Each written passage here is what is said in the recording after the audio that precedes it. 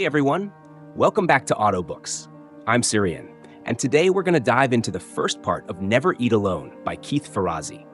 The book focuses on the power of networking and building relationships to achieve success in both personal and professional life. Ferrazzi emphasizes the importance of cultivating genuine connections, offering practical tips and strategies for networking effectively.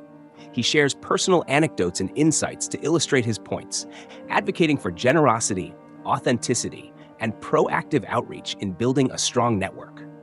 The author is known for his expertise in networking, relationship building, and leadership development. Okay, that's a bit of an introduction about the author and the book, and let's dive in and start flipping those pages. Chapter 1.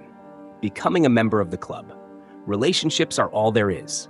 Everything in the universe only exists because it is in relationship to everything else. Nothing exists in isolation. We have to stop pretending we are individuals that can go it alone. Margaret Wheatley. How on earth did I get in here? I kept asking myself in those early days as an overwhelmed first-year student at Harvard Business School. There wasn't a single accounting or finance class in my background. Looking around me, I saw ruthlessly focused young men and women who had undergraduate degrees in business. They'd gone on to crunch numbers or analyze spreadsheets in the finest firms on Wall Street. Most were from wealthy families and had pedigrees and legacies and Roman numerals in their names. Sure, I was intimidated. How was a guy like me from a working-class family with a liberal arts degree and a couple years at a traditional manufacturing company going to compete with purebreds from McKinsey and Goldman Sachs, who, from my perspective, seemed as if they'd been computing business data in their cribs?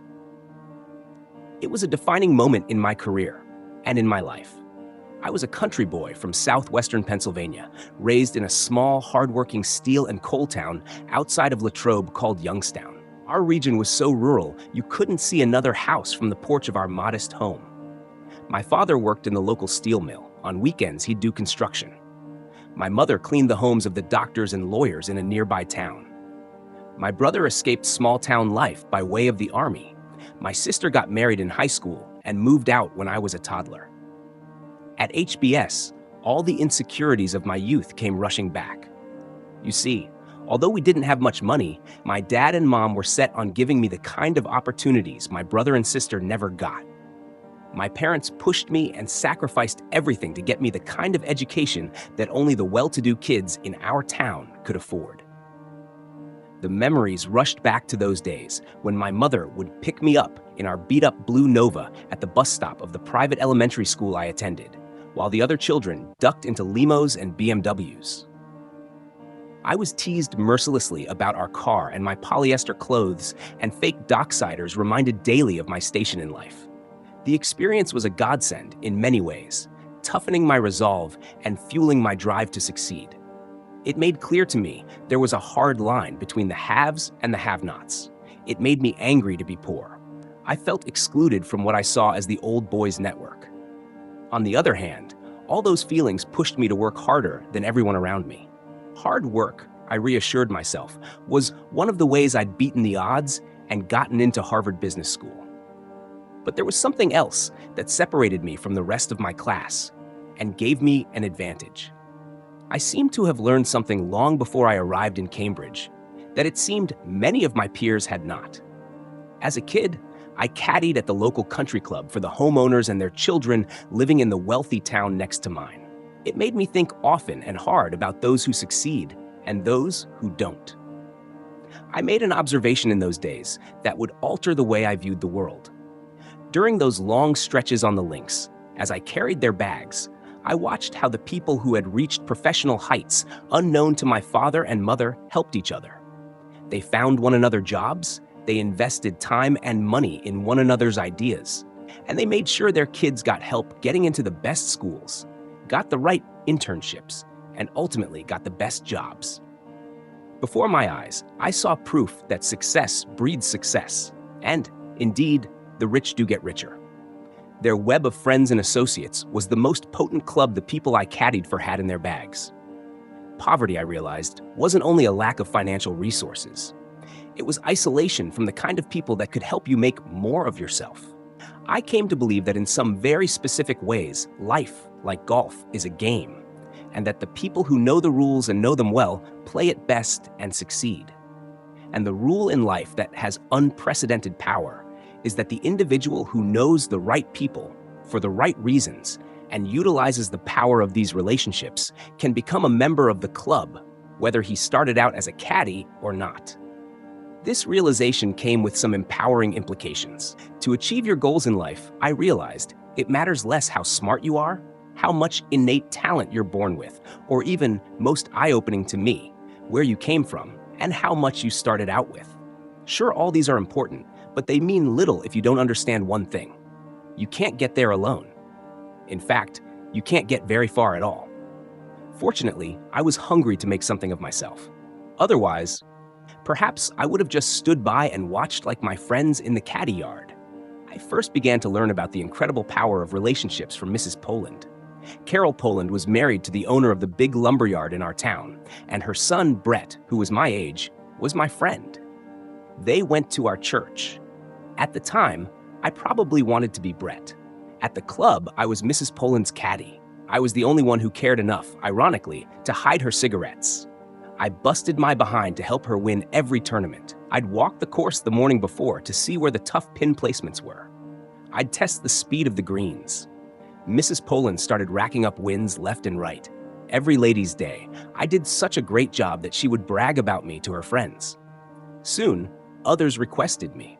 I'd caddy 36 holes a day if I could get the work, and I made sure I treated the club caddy master as if he were a king. My first year, I won the annual Caddy Award, which gave me the chance to caddy for Arnold Palmer when he came to play on his hometown course. Arnie started out as a caddy himself at the Latrobe Country Club and went on to own the club as an adult. I looked up to him as a role model. He was living proof that success in golf and in life had nothing to do with class. It was about access, yes, and talent, at least in his case. Some gained access through birth or money. Some were fantastic at what they did, like Arnold Palmer. My edge, I knew, was my initiative and drive. Arnie was inspirational proof that your past need not be prologue to your future. For years, I was a de facto member of the Poland family, splitting holidays with them and hanging out at their house nearly every day. Brett and I were inseparable, and I loved his family like my own. Mrs. Poland made sure I got to know everyone in the club that could help me, and if she saw me slacking, I'd hear it from her. I helped her on the golf course, and she, in appreciation of my efforts and the care I bestowed upon her, helped me in life. She provided me with a simple but profound lesson about the power of generosity. When you help others, they often help you. Reciprocity is the gussied-up word people use later in life to describe this ageless principle. I just knew the word as care.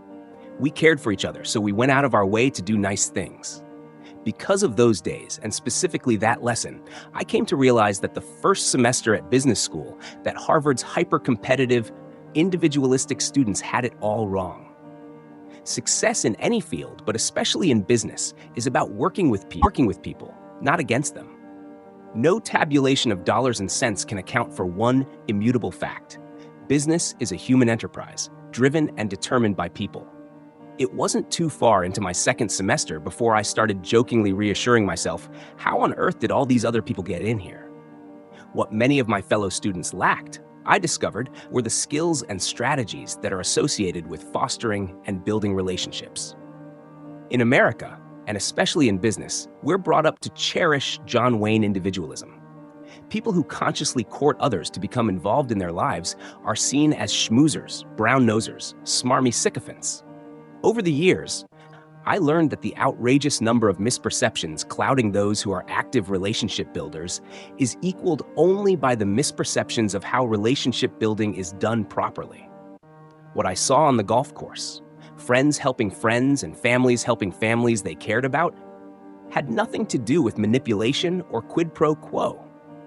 Rarely was there any running tally of who did what for whom, or strategies concocted in which you give just so you could get. Over time, I came to see reaching out to people as a way to make a difference in people's lives, as well as a way to explore and learn and enrich my own. It became the conscious construction of my life's path.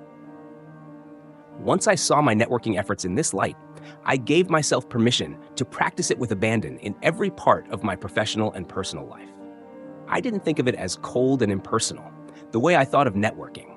I was instead connecting, sharing my knowledge and resources, time and energy, friends and associates, and empathy and compassion in a continual effort to provide value to others while coincidentally increasing my own. Like business itself, being a connector is not about managing transactions, but about managing relationships. People who instinctively establish a strong network of relationships have always created great businesses.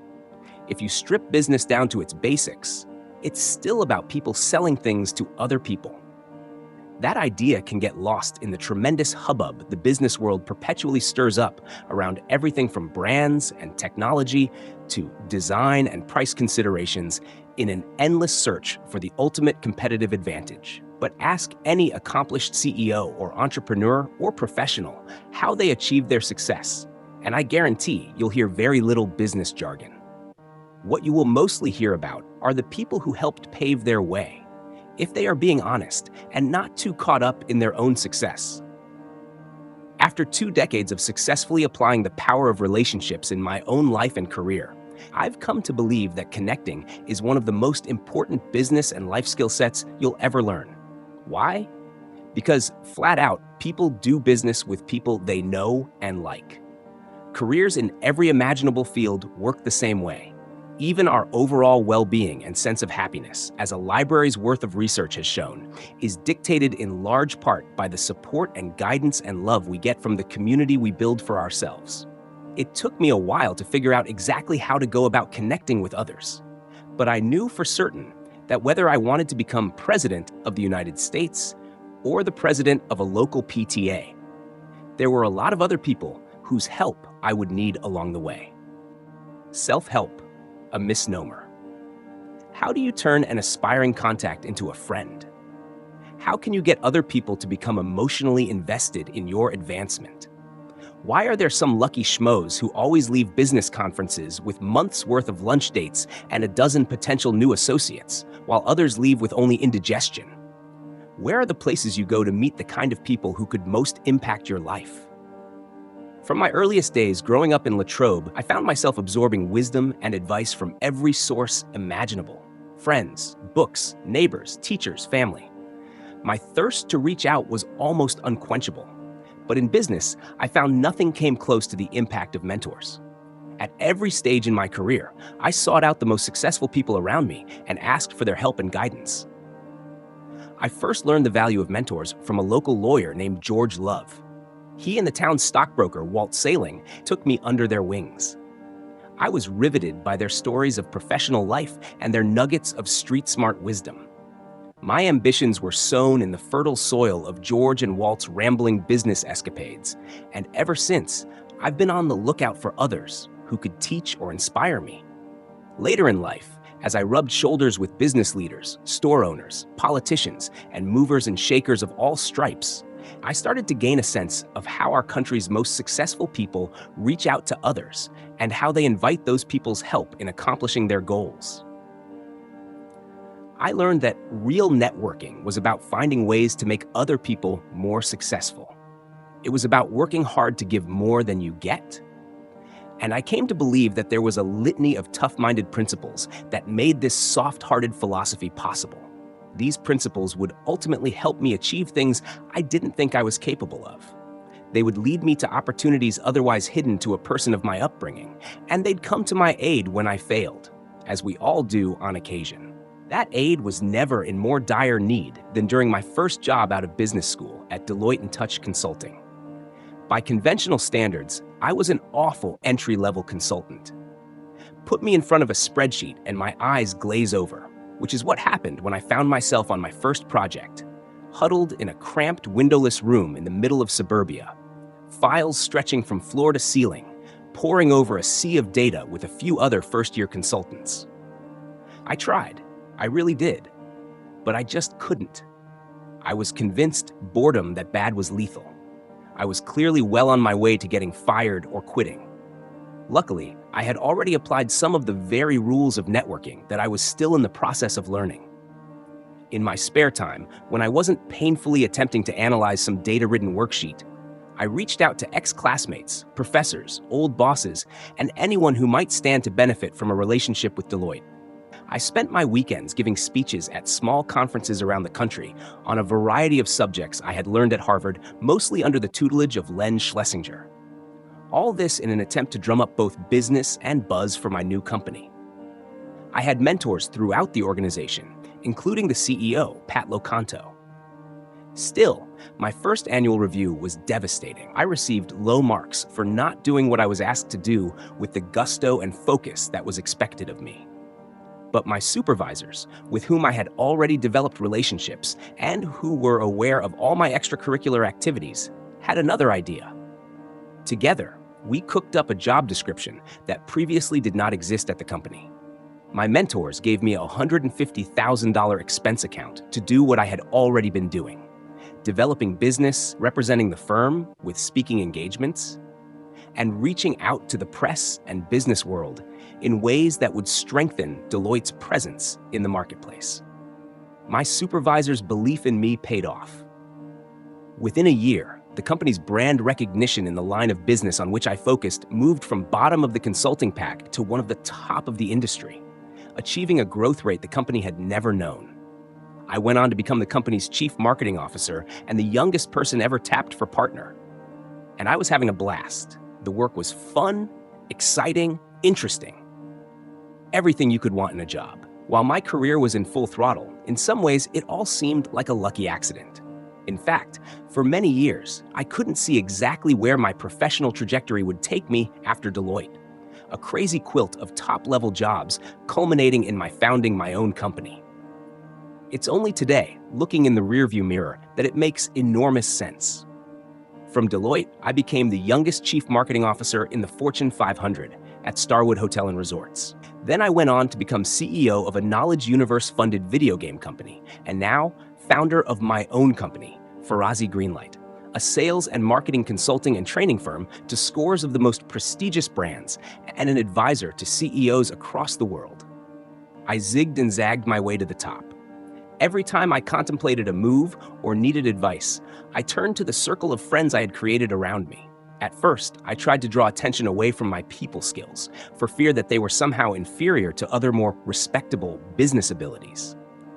But as I got older, everyone from well-known CEOs and politicians to college kids and my own employees came to me asking for advice on how to do those things I had always loved doing. Crain's magazine listed me as one of the 40 top business leaders under 40, and the World Economic Forum labeled me as a global leader of tomorrow. Senator Hillary Clinton asked me to use my connecting skills to raise money for her favorite nonprofit organization, Save America's Treasures. Friends and CEOs of Fortune 500 companies asked if I could help them throw more intimate dinner parties for their lead prospects and clients in key regions of the country. MBA students sent me emails hungry to learn the people skills their business schools weren't teaching them. Those turned into formal training courses now taught at the most prestigious MBA programs in America. The underlying softer skills I used to arrive at my success, I learned, were something others could benefit from learning. Of course, building a web of relationships isn't the only thing you need to be successful. But building a career and a life, with the help and support of friends and family and associates, has some incredible virtues. 1.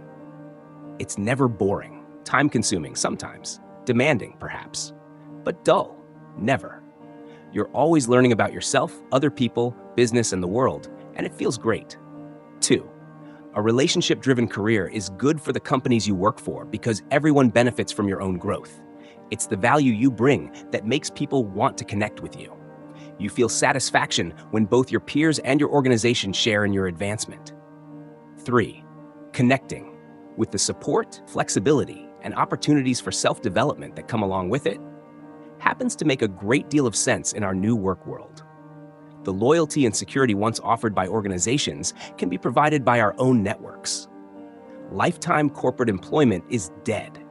We're all free agents now, managing our own careers across multiple jobs and companies. And because today's primary currency is information, a wide-reaching network is one of the surest ways to become and remain thought leaders of our respective fields. Today, I have over 5,000 people on my palm who will answer the phone when I call. They are there to offer expertise, jobs, help, encouragement, support, and yes, even care and love. The very successful people I know are, as a group, not especially talented, educated, or charming, but they all have a circle of trustworthy, talented, and inspirational people whom they can call upon. All of this takes work. It involves a lot of sweat equity, just as it did for me back in the caddy yard. It means you have to think hard, not only about yourself, but about other people. Once you're committed to reaching out to others and asking for their help at being the best at whatever you do, you'll realize, as I have, what a powerful way of accomplishing your goals this can be. Just as important, it will lead to a much fuller, richer life, surrounded by an ever-growing, vibrant network of people you care for and who care for you. This book outlines the secrets behind the success of so many accomplished people. They are secrets that are rarely recognized by business schools, career counselors, or therapists. By incorporating the ideas I discuss in this book, you too can become the center of a circle of relationships, one that will help you succeed throughout life. Of course, I'm a bit of a fanatic in my efforts to connect with others. I do the things I'm going to teach you with a certain degree of, exuberance. But by simply reaching out to others and recognizing that no one does it alone, I believe you'll see astounding results quickly. Everyone has the capacity to be a connector. After all, if a country kid from Pennsylvania can make it into the club, so can you. See you there. So here then the chapter ends, and let me provide you a quick summary of chapter 1. The story follows the journey of the author, Keith Ferrazzi, who reflects on his experiences from childhood to adulthood, particularly his time at Harvard Business School, HBS, and his subsequent career. Growing up in a working-class family in Pennsylvania, he felt intimidated by his peers at HBS, who came from more privileged backgrounds. Despite initial challenges, he learns the importance of relationships and networking, which he initially observed while working as a caddy at a local country club. Through hard work and networking, he navigates his career path, eventually becoming a successful entrepreneur and consultant. The author emphasizes the power of relationships, mentorship, and the support of others in achieving success. He encourages readers to recognize the value of building strong networks and leveraging them to achieve their goals in both personal and professional life. Chapter 2. Don't keep score. There is no such thing as a self-made man. We are made up of thousands of others. Everyone who has ever done a kind deed for us or spoken one word of encouragement to us has entered into the makeup of our character and of our thoughts, as well as our success. George Burton Adams. When I give talks to college and grad students, they always ask me, what are the secrets to success? What are the unspoken rules for making it big? Preferably, they'd like my response wrapped up in a tight package and tied with a neat little bow. Why not? I wanted the same thing at their age. So you want the inside scoop, I respond. Fair enough. I'll sum up the key to success in one word: generosity. Then I pause, watching the faces of the kids in the crowd as they look back at me with quizzical expressions. Half the group thinks I'm about to tell them a joke. The other half thinks they would have been better off getting a beer rather than attending my talk. I go on to explain that when I was young, my father, a Pennsylvania steelworker, wanted more for me than he ever had. And he expressed this desire to a man whom up until that moment he had never met, the CEO of his company, Alex McKenna. Mr. McKenna liked my dad's moxie and helped me get a scholarship to one of the best private schools in the country, where he was a trustee. Later, Elsie Hillman, chairwoman of the Pennsylvania Republican Party, whom I first met after she read in the New York Times about my unsuccessful bid for New Haven City Council in my sophomore year at Yale, lent me money and advice and encouraged me to attend business school. By the time I was your age, I tell the students, I had been afforded one of the best educational opportunities in the world, almost purely through the generosity of others. But, I continue, here's the hard part. You've got to be more than willing to accept generosity. Often, you've got to go out and ask for it. Now I get that look of instant recognition. Almost everyone in the room has had to reach out for help to get a job interview, an internship, or some free advice, and most have been reluctant to ask until you become as willing to ask for help as you are to give it. However, you are only working half the equation. That's what I mean by connecting. It's a constant process of giving and receiving, of asking for and offering help.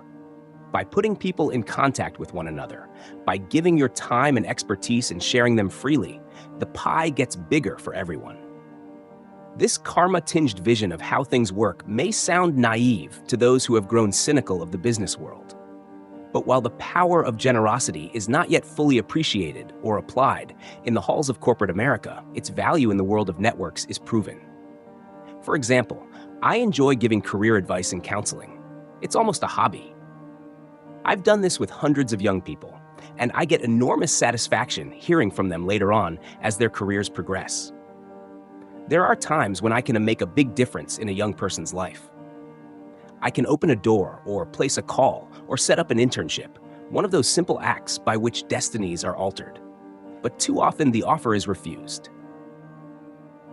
The recipient will say, "Sorry, but I can't accept the favor because I'm not sure I'll ever be able to repay you."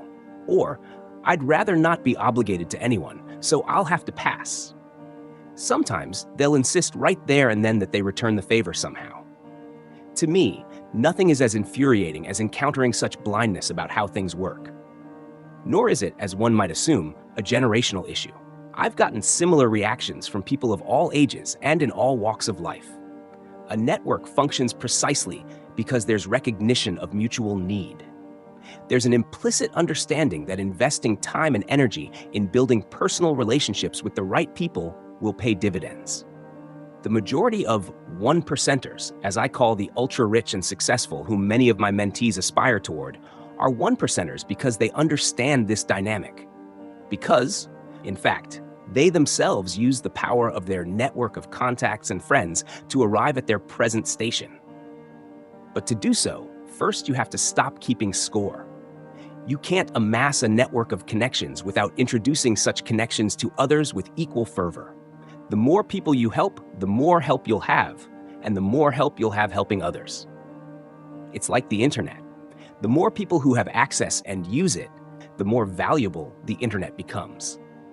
I now have a small army of former mentees, succeeding in any number of industries, helping me to mentor the young people that come to me today. This is not soft-hearted hokum. It's an insight that hard-headed business people would do well to take seriously.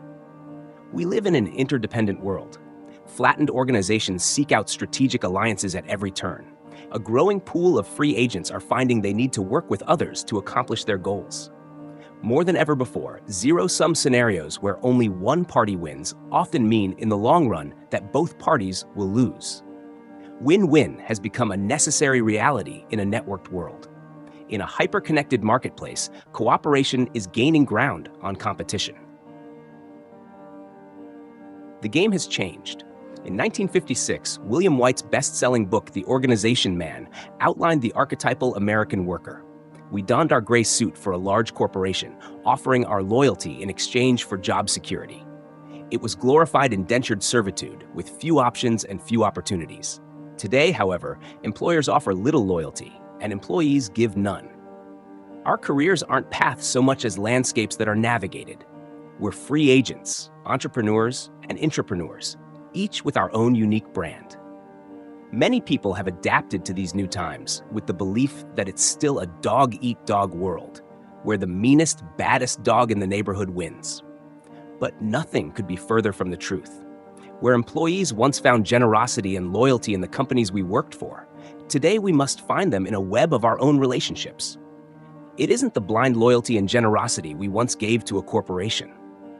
It's a more personal kind of loyalty and generosity, one given to your colleagues, your team, your friends, your customers.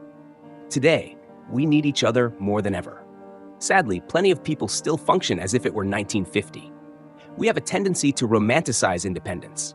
Most business literature still views autonomy as a virtue, as though communication, teamwork, and cooperation were lesser values.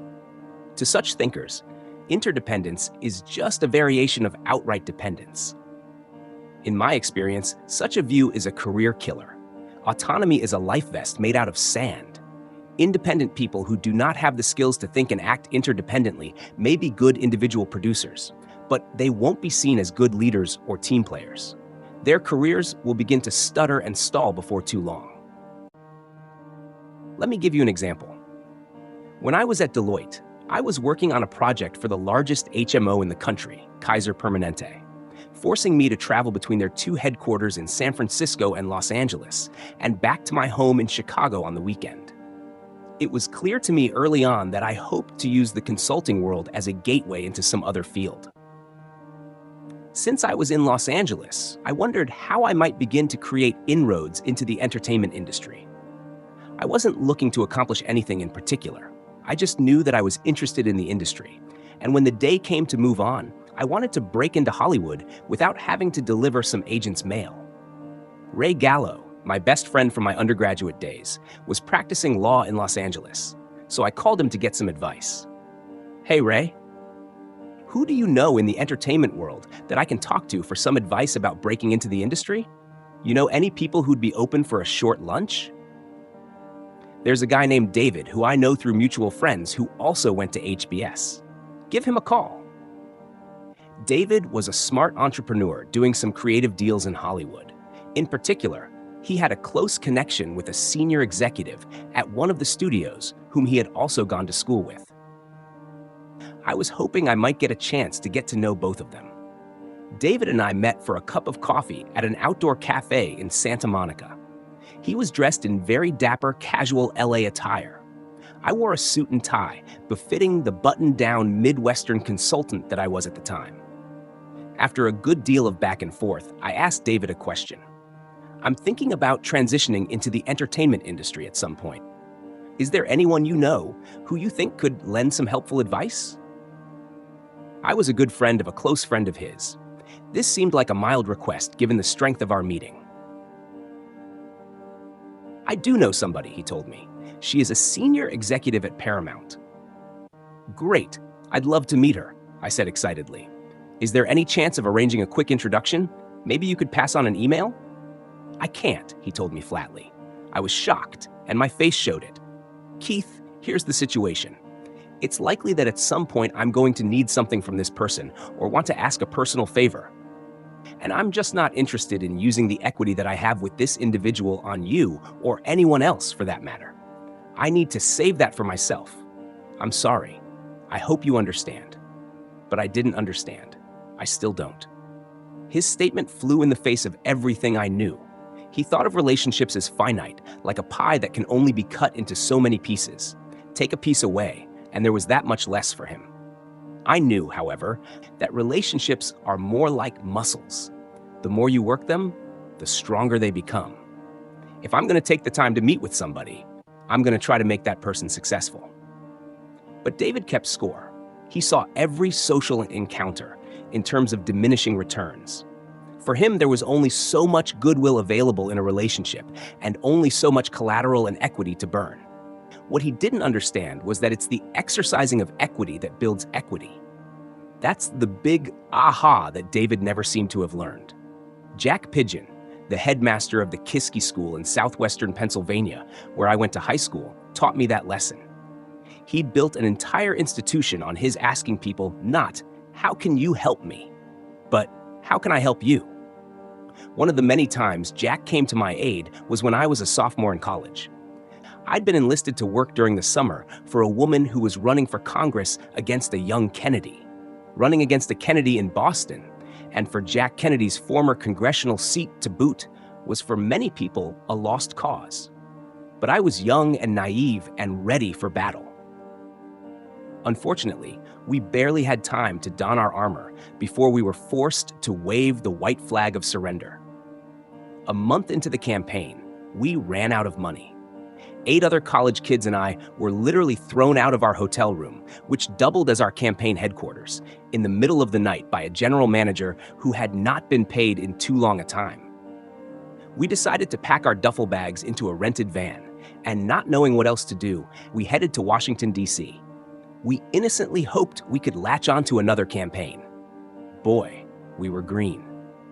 In the middle of the night, at some anonymous rest stop on the way to Washington, I called Mr. Pigeon from a payphone. When I told him about our situation, he chuckled. Then he proceeded to do what he has done for several generations of Kiski alums. He opened his Rolodex and started making calls.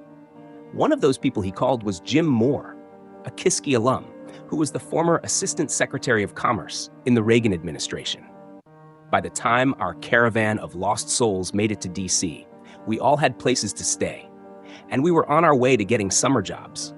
I'm pretty sure that Mr. Pigeon had made a few similar calls for Jim in his day. Mr. Pigeon understood the value of introducing people to people, Kiski boy to Kiski boy. He knew not only the impact it would have on our individual lives, but that the loyalty such acts engender would ultimately reap rewards for the nearly bankrupt, small, 5-building facility in southwestern Pennsylvania he was trying to establish. And so it has. Jim and I are now on the board of directors at our alma mater. And if you were around when Jack first took over the school, today you'd barely recognize the place, with its ski slopes, golf course, fine arts center, and the sort of sophisticated technology that makes it look like some Midwestern MIT.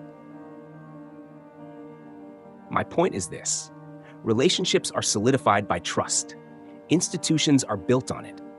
You gain trust by asking not what people can do for you, to paraphrase an earlier Kennedy, but what you can do for others. In other words, the currency of real networking is not greed, but generosity. When I look back on all the people who have taught me invaluable lessons about creating lasting relationships, my father, Elsie, my mentees, and the college kids I speak with, Ray, Mr. Pigeon, the people I've worked with, I come away with several fundamental insights and observations. 1. Yesterday, we had the new economy. Today, we have the old economy. Again, and no one can predict what's going to be thrown at us next. Business cycles ebb and flow. Your friends and trusted associates remain. A day might well come when you step into your boss's office some afternoon to hear, "I'm sorry to have to tell you this, but tough day."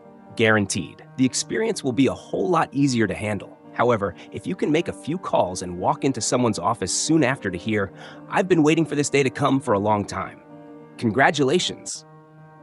Job security? Experience will not save you in hard times, nor will hard work or talent.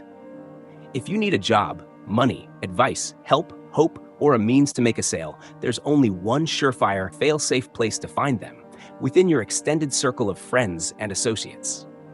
2. There's no need to ponder whether it's their lunch or yours. There's no point in keeping track of favors done and owed. Who cares? Would it surprise you if I told you, Hollywood, David isn't doing that well any longer? David hoarded the relational equity he had until he eventually looked around and discovered there was nothing more to hoard. 10 years after I met him at that Santa Monica cafe, I haven't heard from him. In fact, no one else I know has heard from him either. Like so many industries, entertainment is a small world. Bottom line, it's better to give before you receive, and never keep score. If your interactions are ruled by generosity, your rewards will follow suit. 3. The business world is a fluid, competitive landscape. Yesterday's assistant is today's influence peddler. Many of the young men and women who used to answer my phones now thankfully take my calls. Remember, it's easier to get ahead in the world when those below you are happy to help you get ahead, rather than hoping for your downfall. Each of us is now a brand. Gone are the days where your value as an employee was linked to your loyalty and seniority. Companies use branding to develop strong, enduring relationships with customers. In today's fluid economy, you must do the same with your network. I would argue that your relationships with others are your finest, most credible expression of who you are and what you have to offer. Nothing else compares. 4. Contribute. It's like Miracle-Gro for networks. Give your time, money, and expertise to your growing community of friends. 5. In thinking about what Jack Pigeon did for me and countless others, and the legacy he will leave behind because of it, I've become more convinced than ever that sharing what I've learned from him about reaching out to others is the greatest way to repay my former headmaster. Thanks again, Mr. Pigeon. So here then, the second chapter ends, and let's have a quick summary of the chapter. In Chapter 2 of Never Eat Alone by Keith Ferrazzi, The author emphasizes the importance of generosity and networking in achieving success. He shares personal anecdotes to illustrate how relationships and trust are built through giving and receiving help. Farazi challenges the notion of keeping score in relationships and emphasizes the value of contributing to one's network.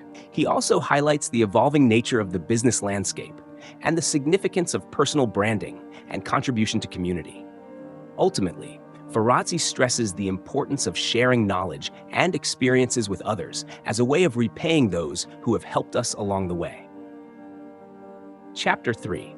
What's your mission? Would you tell me, please, which way I ought to go from here?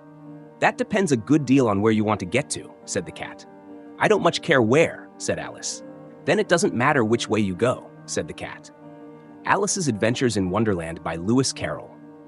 Do you want to become a CEO or a senator? Rise to the top of your profession or to the top of your child's school board? Make more money or more friends? The more specific you are about what you want to do, the easier it becomes to develop a strategy to accomplish it. Part of that strategy, of course, is establishing relationships with the people in your universe who can help you get where you're going. Every successful person I've met shared, in varying degrees, a zeal for goal setting. Successful athletes, CEOs, charismatic leaders, rainmaking salespeople, and accomplished managers all know what they want in life, and they go after it. As my dad used to say, no one becomes an astronaut by accident. Luck has little to do with achievement, as a study cited in Success magazine makes clear. In the study, researchers asked Yale's class of 1953 a number of questions. 3 had to do with goals. Have you set goals? Have you written them down? Do you have a plan to accomplish them? It turned out that only 3% of the Yale class had written down their goals, with a plan of action to achieve them. 13% had goals but had not written them down. Fully 84% had no specific goals at all, other than to enjoy themselves. In 1973, when the same class was resurveyed, the differences between the goal setters and everyone else were stunning. The 13% who had goals that were not in writing were earning, on average, twice as much as the 84% of students who had no goals at all. But most surprising of all, the 3% who had written their goals down were earning, on average, 10 times as much as the other 97% of graduates combined. My own focus on goal setting started early.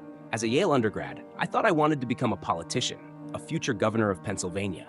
I really was that specific and that naive. But I learned that the more concrete my goal, the more I could accomplish toward it. In my sophomore year, I became chairman of Yale's political union, where so many alumni had cut their teeth before going on to careers in politics. When I became interested in joining a fraternity, I didn't simply join the first organization available to me. I researched which fraternity had the most active politicians as alumni.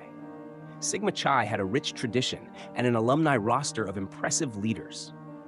But the fraternity wasn't chartered at Yale at that time, so we founded a chapter. Eventually, I ran for New Haven City Council. I lost, but in the process met everyone from William F. Buckley and Governor of Pennsylvania Dick Thornburgh to the president of Yale, Bart Giamatti. I made regular visits to see Bart up until he died. He was a virtual oracle of advice and contacts for me. Even then, I recognized how something as simple as a clearly defined goal distinguished me from all those who simply floated through school, waiting for things to happen. Later, I would apply this insight with even more vigor. At Deloitte & Touch, for example, it was one of the ways I differentiated myself from the other postgrad consultants. I knew I needed a focus, a direction that I could pour my energies into. An article by Michael Hammer that I read in business school gave me that focus. Co-author of Re-Engineering the Corporation, Hammer's ideas were taking the business world by storm and were on the verge of creating a new segment for consulting services. Here was a chance to become an expert on a relatively new body of knowledge and research that was quickly becoming in hot demand. I read all the case studies and attended every conference or lecture I could. Wherever Michael Hammer was, there was I. Over time, he thankfully saw me less as a stalker and more as a pupil and friend. My access to Michael Hammer and my growing knowledge in the field helped me broker a much stronger relationship between my company and one of the business world's most influential and respected thinkers. Publicity and profits followed for Deloitte as they became a company at the forefront of the re-engineering movement. And with that success, my career, which had once been on shaky ground, began to soar. Countless books have been written about goal setting over the last few decades. Yes, it really is that important. Over the years, I've refined my own goal-setting process into 3 steps. But the key is to make setting goals a habit. If you do that, goal setting becomes a part of your life. If you don't, it withers and dies. Step 1, find your passion. The best definition of a goal I've ever heard came from an extraordinarily successful saleswoman I met at a conference who told me, "A goal is a dream with a deadline." That marvelous definition drives home a very important point. Before you start writing down your goals, you'd better know what your dream is. Otherwise, you might find yourself headed for a destination you never wanted to get to in the first place. Studies indicate that well over 50% of Americans are unhappy at work. Many of these people are doing well, but they are doing well at something they don't enjoy. How we got ourselves into such a situation isn't difficult to understand. People get overwhelmed by the decisions they have to make about their jobs, their families, their businesses, their futures. There are too many choices, it seems. We end up shifting our focus to talents we don't have and careers that don't quite fit. Many of us respond by simply falling into whatever comes down the pike without ever asking ourselves some very important questions.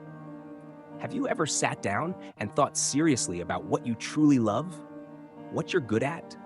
What you want to accomplish in life? What are the obstacles that are stopping you? Most people don't. They accept what they should be doing, rather than take the time to figure out what they want to be doing. We all have our own loves, insecurities, strengths, weaknesses, and unique capabilities. And we have to take those into account in figuring out where our talents and desires intersect.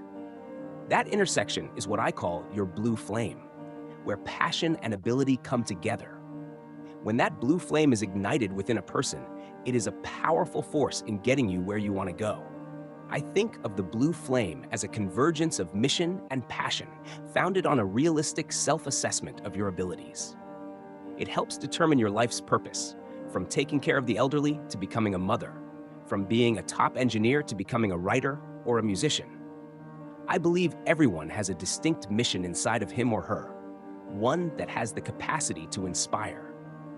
Joseph Campbell, who coined the phrase "follow your bliss" in the early 1900s, was a graduate student at Columbia University. His blue flame, he decided, was the study of Greek mythology. When he was told there was no such major, he devised his own plan. After graduation, he moved into a cabin in Woodstock, New York, where he did nothing but read from 9 in the morning until 6 or 7 each night for 5 years.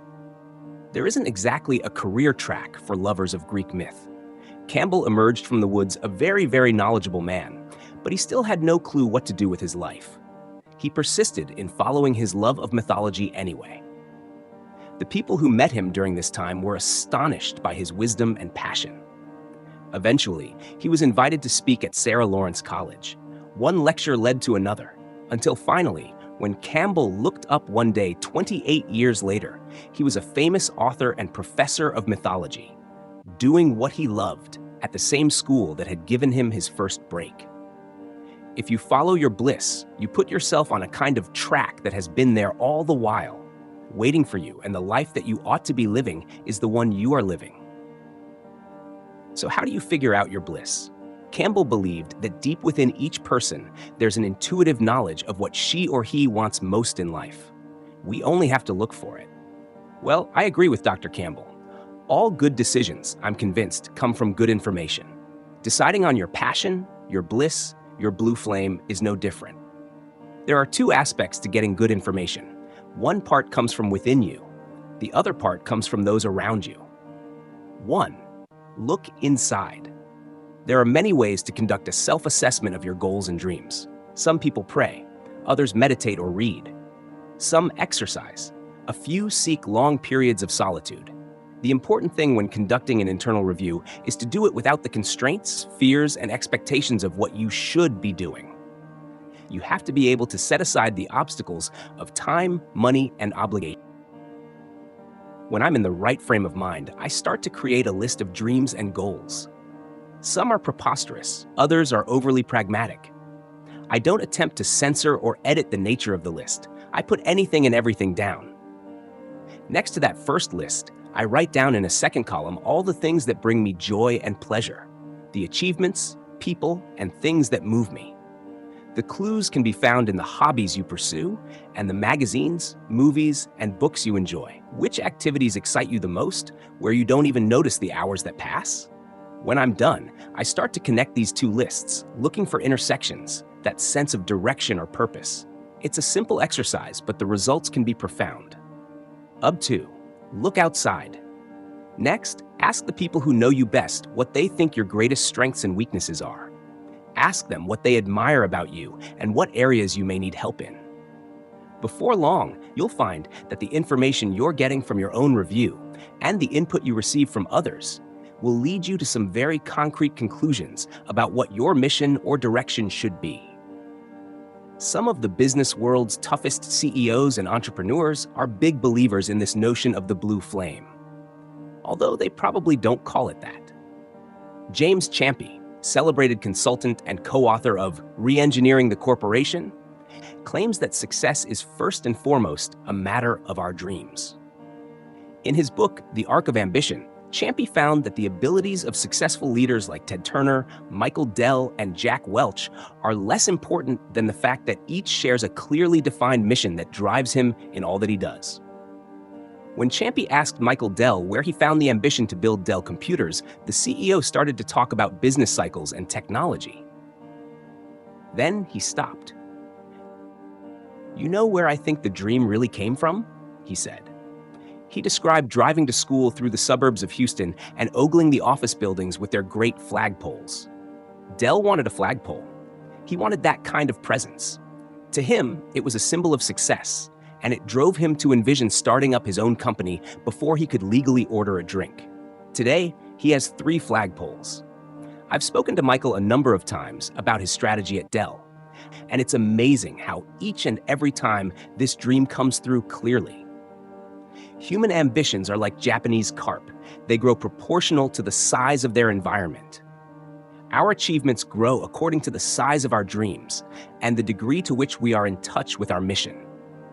Coming up with goals, updating them, and monitoring our progress in achieving them is less important, I believe, than the process of emotionally deciding what it is you want to do. Does that mean a hopeless dreamer could have run GE as well as Neutron Jack? Of course not. The transformation of a dream into reality requires hard work and discipline. Welch might resent the fact that I say, "Jack, you're a dreamer," says Champy. But the truth is, he's a disciplined dreamer. He has the ability and sensibility that allows him to walk into various industries and see where the opportunities are. Disciplined dreamers all have one thing in common: a mission. The mission is often risky, unconventional, and most likely tough as hell to achieve. But it is possible. The kind of discipline that turns a dream into a mission and a mission into a reality really just comes down to a process of setting goals. Step 2, putting goals to paper. Turning a mission into a reality does not just happen. It is built like any work of art or commerce from the ground up. First, it must be imagined. Then one needs to gather the skills, tools, and materials needed. It takes time. It requires thought, determination, persistence, and faith. The tool I use is something I call the Networking Action Plan. The plan is separated into 3 distinct parts. The first part is devoted to the development of the goals that will help you fulfill your mission. The second part is devoted to connecting those goals to the people, places, and things that will help you get the job done. And the third part helps you determine the best way to reach out to the people who will help you to accomplish your goals. It's a bare-bones, straightforward worksheet, but it has been extraordinarily helpful to me, my sales staff, and many of my friends. In the first section, I list what I'd like to accomplish 3 years from today. I then work backward in both 1-year and 3-month increments to develop mid- and short-term goals that will help me reach my mission. Under each time frame, I create an A and a B goal that will meaningfully contribute to where I want to be 3 years from now. A close friend, Jamie, offers a good example of how this works. Jamie was struggling to find direction in her life. She had graduated with a PhD in history from Harvard, thinking she'd become a professor. But she found academia too stuffy. She gave business a shot, but found the world of commerce unrewarding. So Jamie spent several months living in Manhattan thinking about where she was going in life, until it occurred to her that what she really wanted to do was teach children. I asked Jamie to give my networking action plan a try. She was skeptical at first. That may be good for MBA types, but I'm not sure it works for people like me, she insisted. Nonetheless, she agreed to try it, so she set about filling out the worksheet. Her A goal 3 years forward was to be a teacher. Her 3-year B goal was to be a teacher in a well-respected district located in a place she wanted to live. Then she filled in her short-term A and B goals. In 90 days, she wanted to be well on her way toward becoming certified as a high school teacher, enrolling in some type of program that would help professionals transition into the field of education. In a year, she wanted to be teaching full-time. She made a list of some of the best high schools in Manhattan that she might enjoy working at. In the second part of the plan, broken up in similar time increments, she had to name 1 or 2 people for each A and B goal who she thought could get her one step closer to making her goal a reality. Jamie did her research and found the contact for a program that places mid-career professionals into teaching positions. She also found out the names of the people at each of the best high schools she had listed who were responsible for hiring. Finally, she found the number for an organization that provides teaching certification courses. Within a couple of weeks, Jamie was on her way. She started to see the symbiotic relationship between goal setting and reaching out to the people who can help us achieve those goals. The more she accomplished, the bigger her teaching network grew. The bigger her teaching network grew, the closer she came to accomplishing her 3-year goals. Ultimately, the third stage helps you assess which of the strategies I'll show you in the following chapters will be most successful. With some people, it will require you cold call them, which we'll talk more about later. Others, you'll be able to reach through friends of friends. Still, others might best be acquainted through a dinner party or conference. I'll teach you how to utilize all these methods and more. Jamie is now a tenured high school history teacher in one of the best high schools in the country, in Beverly Hills, California, and she loves the job. This process can be used by almost anyone, whatever your career. After completing the worksheet, you'll have a mission. You'll have the name of a flesh and blood person who can help you take the next step in achieving that mission. And you'll have one or perhaps several ways to reach out to that person. The purpose of this exercise is to show that there is a process, a system, if you will, involved in building a network. It's not magical. It's not reserved for a select few born with an inherent gift for being social. Connecting with others really just involves having a predetermined plan and carrying it out, whether you want to be a 9th grade history teacher or start your own business. Moreover, you can apply the worksheet to every aspect of your life. To expand your network of friends, further your education, find a lifelong partner, and search for spiritual guidance. Once you have your plan, post it in a place or places where you will see it on a regular basis. Share your goals with others. This is very powerful and perhaps one of the most rewarding aspects of having clear goals. There are hidden opportunities waiting to be accessed in everyone if you just tell them what you want. Fill this sheet out now before going on to the next chapter.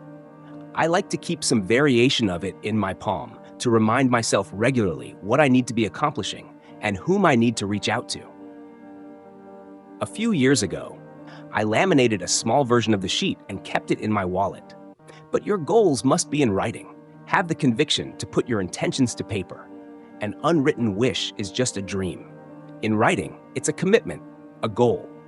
Here are a few other criteria to consider when filling out your networking action plan, or NAP. Your goals must be specific.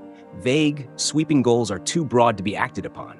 They must be concrete and detailed. Know what steps you'll take to achieve your goal, the date by which it will be accomplished, and the measurement you'll use to gauge whether you've achieved the goal or not. I tell my salespeople that setting a goal like, I'm going to have my best quarter ever, is not enough. Will they make $100,000 or $500,000? Your goals must be believable. If you don't believe you can reach them, you won't. If your goal is to increase the revenues of your business to $5 million in a year, and you only achieve revenues of $1 million, you're setting yourself up for failure. Instead, set your goal at $500,000 for the year and beat the heck out of it. Your goals must be challenging and demanding. Step out of your comfort zone. Set goals that require risk and uncertainty. And when you achieve your goal, set another one. One of the best salesmen I've ever met is a man my father knew named Lyle, who sold books door to door. He would set annual sales goals for himself, write them down, and place them wherever he could, in his wallet, on his refrigerator, in his desk. Inevitably, he'd reach his goal months ahead of schedule. Then he'd simply write down another one. The man was never satisfied. What matters is the goal setting, Lyle would say, not the goal getting. He may have been the only door-to-door book salesman in Pennsylvania, or anywhere else for that matter, who died a rich man. Next, take action. It's called a networking action plan for a reason. To prepare yourself to run a marathon, you must get out there and jog every day. With a plan in place, it's up to you to start reaching out every day. Step 3. Create a personal board of advisors goals. Like everything else I write about in this book, aren't achieved alone. With a plan in place, you're going to need reinforcement to stay focused. As in any business, even the best conceived plans benefit from external vetting. It helps to have an enlightened counselor, or 2 or 3, to act as both a cheerleader and an eagle-eyed supervisor who will hold you accountable. I call this group my personal board of advisors. They may be made up of family members, perhaps someone who's been a mentor to you, even an old friend or two. My board came to my own aid at a critical juncture in my career after I left Starwood Hotels and Resorts, the company that owns such brands as the W Hotel and the Westin. I was adrift. For the first time in my life, I couldn't lay claim to a title or a job. I had to reassess my mission. I had come to Starwood from Deloitte to accept what was an irresistible offer, to be the youngest chief marketing officer in a Fortune 500 company, a goal I had set for myself 3 years earlier, and reinvent the way an industry thought about marketing. But my new job didn't go exactly as planned. Wergen Bartels, the president at Starwood who recruited me, promised to mentor me and pave my way toward becoming a future leader of the company. My goals for the company were large and required changing an entire company's way of thinking. Up until that point, marketing in the hospitality industry was a regional affair, often left to individual hotels. But the cost of that arrangement was a lack of company-wide brand consistency. Our plan was to consolidate our marketing functions under one roof with a global outlook. Rather than allow each of our regions around the world to set their own individual marketing strategies, I wanted to centralize our marketing operations more to clarify our message and create greater impact in the marketplace with a cohesive brand. After all, our primary customers, business travelers, were increasingly global and expected consistency. Shortly after I was hired, however, Wergen Bartels left the company. Corporations, like any bureaucracy, tend to resist change, especially when the change doesn't have the support of top management. It became clear, a year into my job, that under the latest president, I wouldn't be able to garner the kind of support within the company I needed for such a radical reorganization. The new president made it clear that we would not be moving forward with our plan to reorganize the marketing department. The writing was on the wall for the plan, and for me personally. Without the go-ahead needed to make the kind of bold decisions that I felt would ultimately lead to company success and a more senior personal position, I knew I wouldn't be able to reach my goals here. I was shocked. I left work early that particular day and jogged mile after mile through the beautiful paths of New York Central Park. Exercise has always been a refuge where I do some of my best thinking. But some 10 miles later, I was still in shock. The next morning, as I walked into the office, I knew that my future was somewhere else. all the accoutrements of a top executive's life. The large, cushy office, the mahogany furniture, the corporate jet, the fancy title on the door meant nothing if I couldn't implement the ideas that made work fun, creative, and exciting. I officially resigned soon after, and if I hadn't, I know I wouldn't have been long for the company anyway. It was time for me to establish a new goal. Should I seek out another position as Chief Marketing Officer, proving myself by building bigger and better brands, striving for greater revenue and profits, and helping to turn a company into a brand icon? Or should I set my sights even higher? My ultimate goal was to become a CEO, but it seldom happens for those in marketing. I had spent the greater part of my career convincing top management that marketing can and should directly influence all operating activities, yet I was not responsible for all of them. To truly define the brand, the ultimate marketing job was to be the CEO. If I chose the latter direction, what else did I need to learn to become CEO? What were my chances of getting such a job? What sacrifices or risks were involved? Honestly, these questions weren't clear to me at the time. In the wake of my disappointment, after years of go, go, go, I felt lost. I needed to figure out what I wanted to be all over again. And I was scared. For the first time in ages, I had no company to attach to my name. I loathed the thought of meeting new people without a clear explanation of what I did. Over the next few months, I had hundreds of conversations with the people I trust. I took a Vipassana meditation retreat where I sat for 10 hours each day for 10 days straight, in silence. For a guy like me, who can't shut up, it was torture. I wondered if I might fritter away all my time thinking. I wondered if I should go back to Pennsylvania and find a smaller pond to inhabit. During that time, I wrote a detailed 12-page mission statement asking such questions as, what are my strengths? What are my weaknesses? What are the various industry opportunities available to me? I listed the venture capitalists I wanted to meet, the CEOs I knew, the leaders I could turn to for advice, and the companies that I admired. I left all my options open: teacher, minister, politician, chief executive officer. For each potential new direction, I filled out a networking action plan. When everything was laid out, I reached out to my personal board of advisors. I didn't have the qualifications to be appointed a CEO with a major corporation. Yet, when I looked inside myself, that was exactly what I wanted to do. Sitting down with Tad Smith, a publishing executive and one of my best friends and advisors, I was told I had to get over the prestige of working for a Fortune 500 company. If I wanted to be CEO, I had to find a company I could grow with. It was exactly the advice I needed to hear. I had been too focused on big companies. While the dot-com crash had made entering the digital world a whole lot less palatable, there were still some very good companies in need of business fundamentals. Now I knew this was where I needed to look, and I began refining my action plan. From that day on, many of the calls I made and the meetings and conferences I attended were aimed at finding the right small company to call home. 3 months later, I had 5 job offers.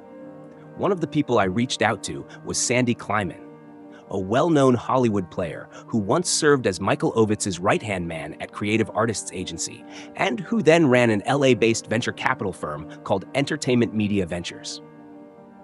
I had gotten to know Sandy during my time with Deloitte when I was exploring paths into the entertainment world. Sandy introduced me to the people at a company called Yaya, one of the investments in his firm's portfolio. Yaya was a marketing company pioneering the creation of online games as advertising vehicles. They had a good concept and the strength of committed employees and founders. They needed a bigger vision to get the market's attention, some buzz for their then unknown product, and someone who could use all that to sell. In November 2000, when the Yaya board offered me the CEO position, I knew it was the right fit. The company was located in Los Angeles, and it offered the sort of unconventional route into the entertainment world I had been looking for, and a chance to bring my experience as a marketer to the CEO job. If Virginia can do it, you can too. A few months ago, a friend of mine told me about a woman named Virginia Fagles, who lived not too far away from where I grew up. He had been inspired by her tale of triumph. Hearing her story, I felt the same way. At 44, Fagles decided she no longer wanted to be a hairdresser. She wanted to be an engineer. From the get-go, there were naysayers, people who insisted it couldn't be done. Their negativity simply provided more fuel for her fire. "I lost a lot of friends during this whole thing," Fagles says. "People become jealous when you decide to do what no one thought you would or could. You just have to push through." Her adventure reads like a Cliff's Notes guide to career management, where a bold mission and a commitment to reach out to others combine to create opportunities previously unavailable to a high school graduate. It also conveys a harsh dose of reality. Change is hard. You might lose friends, encounter seemingly insurmountable obstacles, and face the most troubling hurdle of all, your own self-doubt. Fagles had always planned to go to college. Raised by a single mother in small-town Milton, Pennsylvania, the opportunities were slim. She was married by 17 and pregnant a year later. She worked full-time as a hairstylist in her husband's salon and raised her only son. 20 years went by. With her second divorce, Fagles rethought her life. Growth, she reflected, came only from change, and change came only from new goals.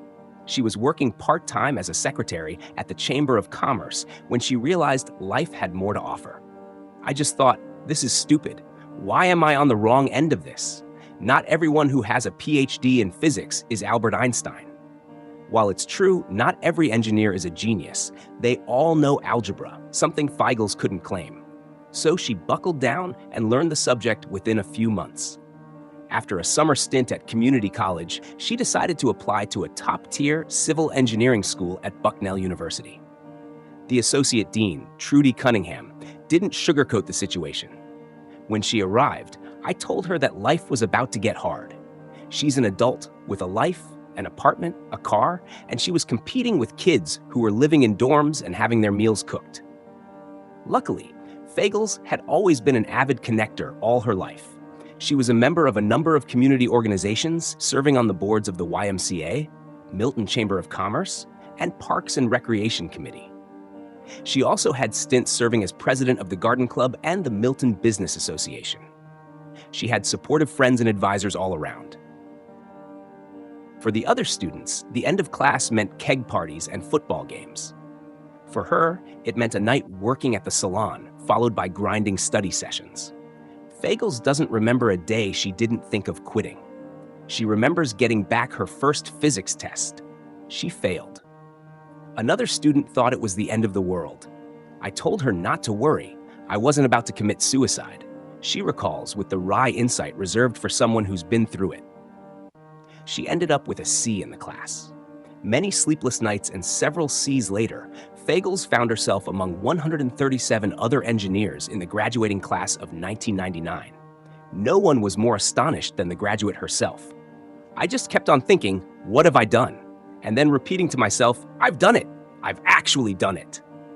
With her goals completed, her network has grown, and not only in terms of friends and new business contacts. Today, she's newly married to her former boss at the Chamber of Commerce, and busy with a budding career at the state's Department of Transportation. Recently, she became chairperson of the Planning Commission, where she used to take notes as a secretary. Reaching your goals can be difficult, but if you have goals to begin with, a realizable plan to achieve them, and a cast of trusted friends to help you, you can do just about anything, even becoming an engineer after the age of 40. Connectors Hall of Fame profile. Bill Clinton. Know your mission in life. In 1968, when William Jefferson Clinton was a Rhodes Scholar at Oxford University, he met a graduate student named Jeffrey Stamps at a party. Clinton promptly pulled out a black address book. "What are you doing here at Oxford, Jeff?" he asked. "I'm at Pembroke on a Fulbright," Jeff replied. Clinton penned Pembroke into his book, then asked about Stamps's undergraduate school and his major. "Bill, why are you writing this down?" asked Stamps. "I'm going into politics and plan to run for governor of Arkansas, and I'm keeping track of everyone I meet," said Clinton. That story, recounted by Stamps, epitomizes Bill Clinton's forthright approach to reaching out and including others in his mission. He knew, even then, that he wanted to run for office, and his sense of purpose emboldened his efforts with both passion and sincerity. In fact, as an undergraduate at Georgetown, the 42nd president made it a nightly habit to record, on index cards, the names and vital information of every person whom he'd met that day. Throughout his career, Clinton's political aspirations and his ability to reach out to others have gone hand in hand. In 1984, when he was governor of Arkansas, he attended for the first time a national networking and thought leadership event called Renaissance Weekend in Hilton Head, South Carolina. Clinton secured an invitation through his friend, Richard Riley, who was then governor of South Carolina. Attending Renaissance Weekend was like a trip to a toy store for a guy like Clinton, who wasted no time meeting others and making friends. Here's how a Washington Post article from December 1992 describes Clinton in action at the event. Many guests, reflecting on Clinton's presence, remember images more than words. How he would roam from discussion to discussion and take a spot at the side of the room, leaning casually against the wall. How he would seem to know everyone, not just from their name tags, but remember what they did and what they were interested in. He hugs you, said Max Heller, the former mayor of Greenville. He hugs you not only physically, but with a whole attitude. What Heller is referring to is Clinton's unique ability to create an almost instantaneous intimacy with whomever he's talking to. Clinton doesn't just recall your personal information. He uses the information as a means to affirm a bond with you. From Clinton, two lessons are clear. First, the more specific you are about where you want to go in life, the easier it becomes to develop a networking strategy to get there. Second, be sensitive to making a real connection in your interactions with others. There is almost an expectation among us that whoever becomes rich or powerful can be forgiven for high-handed behavior. Clinton illustrates how charming and popular you can become and remain when you treat everyone you meet with sincerity. So here Chapter 3 ends, and let's have a quick summary of the chapter. In Chapter 3 of the book Never Eat Alone by Keith Ferrazzi, the author explores the pivotal role of having a clear mission and setting specific goals to achieve it. Drawing inspiration from literary references, such as Alice's Adventures in Wonderland, the author underscores the importance of knowing where one wants to go in life before developing a strategy to get there. He shares insights from a study conducted at Yale University, which revealed the significant impact of goal setting on long-term success. He also reflects on his own journey of goal setting, from his undergraduate years at Yale to his professional career. He emphasizes the importance of being specific about one's ambitions, citing examples of successful individuals across various fields who attribute their achievements to goal setting. He introduces the concept of the blue flame, representing the convergence of passion and ability, which guides individuals towards their life's purpose. Practical tools like the Networking Action Plan are introduced, providing a structured approach to articulating goals, identifying necessary steps, and connecting with relevant contacts. Through examples and anecdotes, the author illustrates how setting specific, believable, and challenging goals can drive motivation and focus. Furthermore, the chapter highlights the importance of seeking external support from a personal board of advisors, comprised of trusted individuals who provide guidance and accountability. The author shares his own experience of seeking counsel during a pivotal moment in his career, which led to valuable insights and a renewed sense of direction. The chapter concludes with the author's personal journey of self-discovery and goal setting, illustrating the transformative power of clarity, determination, and strategic networking in achieving professional fulfillment.